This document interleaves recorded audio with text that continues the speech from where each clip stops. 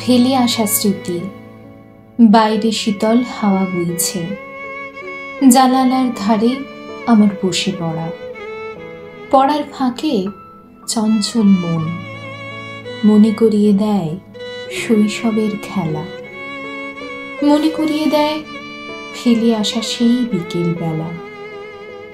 আমি তখন ক্লাস 12। বসন্তের বিকেলে কোকিলের ডাক, পড়ার ফাঁকে লুকিয়ে তোকে ফোন। আজ অতীত, কৈশোর এমনই তো হয়।